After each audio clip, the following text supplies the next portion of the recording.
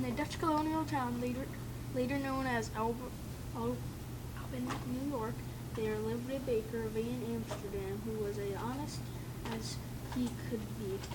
Each morning he checked and balanced his scales,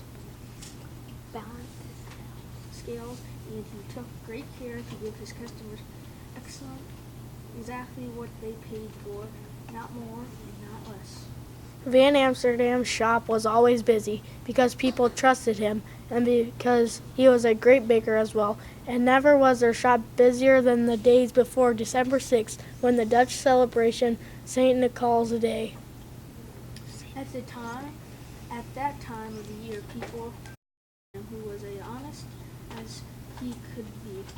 Each morning he checked and balanced his scales, and he took great care to give his customers exactly what they paid for, not more and not less.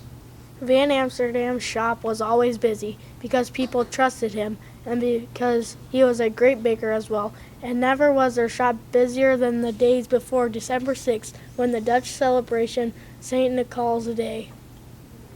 At that time of the year, people flocked to the baker's shop to buy his fine St. Nicholas cookies made of gingerbread ice in red and white.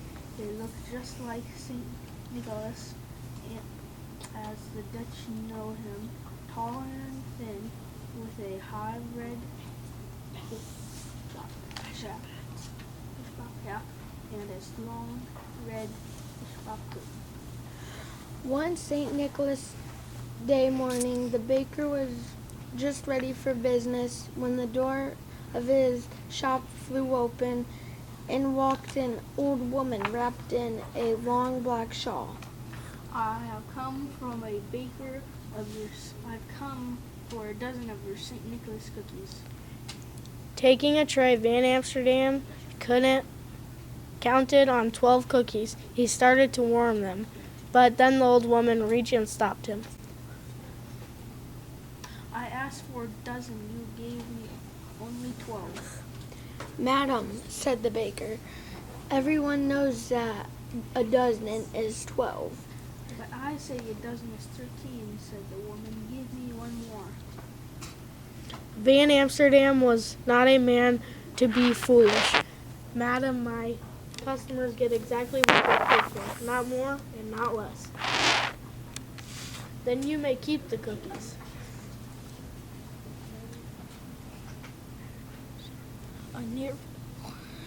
Van Amsterdam was not the man to... It's right here, Mac. The woman turned to go, but she stopped at the door. Van Amsterdam, however honest you may be, your heart is small and your fist is tight. Fall again, mount again, leave how the counting again.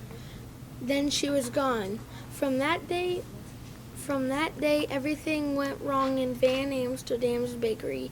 His bread rose too high or not at all. His pies were too sour or too sweet. His cakes crumbled or were chewy. His cookies were burnt or doughy. His customers soon noticed the difference. Before long, most of them were going to other bakers. That old woman had bewitched me, said the baker to himself. Is this how my honesty is rewarded? A year passed. The baker Mount again, leave how the counting again. Then she was gone. From that day, everything went wrong in Van Amsterdam's bakery. His bread rose too high or not at all. His pies were too sour or too sweet. His cakes crumbled or were chewy. His cookies were burnt or doughy. His customers soon noticed the difference. Before long, most of them were going to other bakers. That old woman had bewitched me, said the baker to himself. Is this how my honesty is rewarded? A year passed. The baker grew poorer and poorer. Since he had sold little, he baked little, and A baker sat alone, staring at his unsold St. Nicholas cookies. I wish St. Nicholas could help me now, he said. Then he closed his shop and went sadly to bed. That night the baker had a dream. He was a boy again, one in a crowd of happy children, and there in the midst of them was St. Nicholas himself. The bishop's white horse stood beside him, its baskets filled with gifts. Nicholas pulled out one gift after another, and he handed them to the children. But Van Amsterdam noticed something strange. No matter how many presents St. Nicholas passed out, there were always more to give. Then Nicholas handed a gift to Van Amsterdam. He was one of the baker's own St. Amsterdam cookies. Van Amsterdam looked up to thank him so, but it was no longer Saint Nicholas standing there smiling down at him. It was the old woman with the long black sweater. Van Amsterdam awoke with a start. Moonlight shone through the half-closed shutters as he lay there thinking. I always gave my customers extra what they paid for, he said. Not more and not less. But why not give more? The next morning, St. Nicholas, the baker, rose early. He mixed his gingerbread dough and rolled it out. He molded the shapes and baked them. He iced them in red and white to look just like St. Nicholas. And the cookies were as fine as he had made. Van Amsterdam had just finished. When the door flew open, he walked the old woman with the long sweater. I have came for a dozen of your St. Nicholas cookies. In the great experiment, Van Amsterdam conserved out 12 cookies and one more. In this shop, he said, from now on, a dozen is 13. You have learned to count well, said the woman. You will surely be rewarded.